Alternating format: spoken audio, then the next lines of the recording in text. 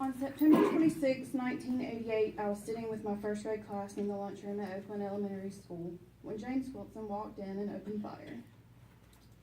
I sat by my first grade teacher who was shot twice. I had students sitting at the table with me who were shot. These are one of my clearest memories.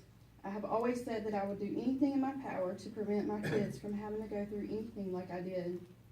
And that is exactly what I'm doing, but I am at a loss.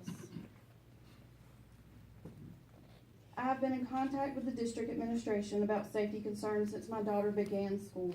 She will be graduating high school in June. Why am I having to fight to make our schools safer?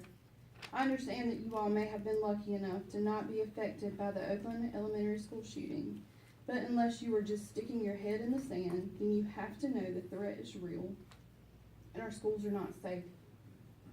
Lander University is hosting an event tonight called the 1988 Oakland Elementary School Shooting and the Impacts on Greenwood Community. The event includes discussion on how Wilson's decisions impacted lives and how mindsets on safety in schools changed.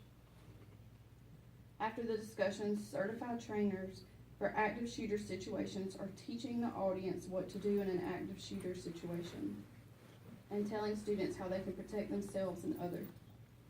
There would be more people here tonight, but they chose to go to this event where their students would be training that they should have already received, and they have not.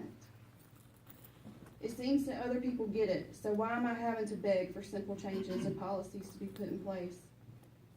At the last meeting, Mr. Chair, you stated that you all were aware that there was an issue when it comes to school safety. However, after searching through past agendas, the fact is that the topic of school safety has not been on the board agenda since January of 2013.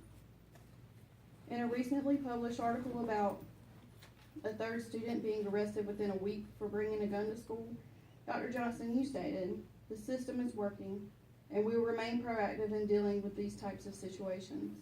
And to this, just like Ms. Lane, I ask, what system? When it comes to security, safety plans, and procedures, there is no consistency between the schools in our district.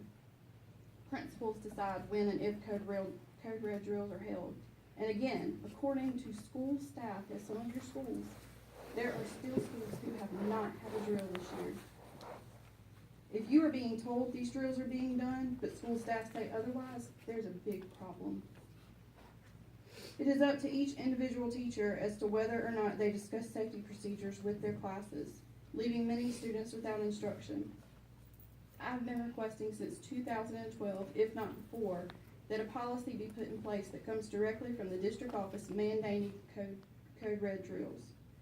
I have requested that teachers be required to discuss procedures with their students as part of the beginning of the school year orientation and again at the beginning of the second semester. Unfortunately, 5 minutes is not enough time for me to address all the concerns, whether they be my own, school staffs, or students, and it certainly isn't enough time for me to recap all of my communications with the district office. But I do want to name a couple of concerns.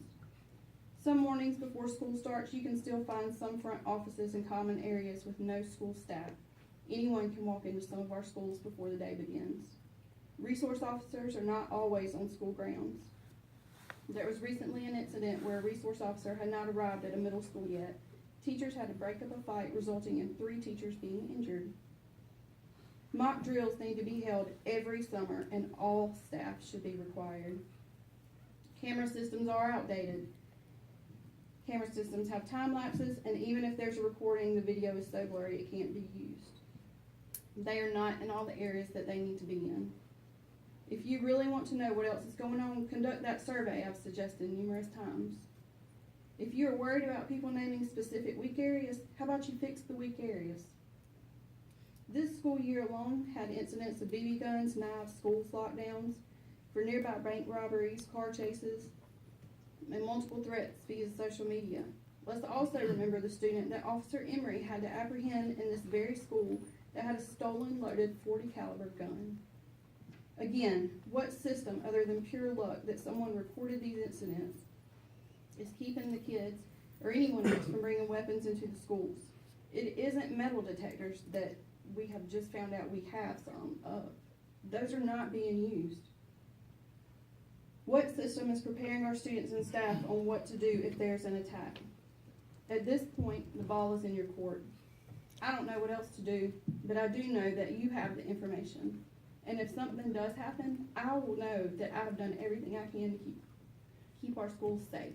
But can you say the same? Thank you, Ms. Hill, very much. We, again, appreciate your being here.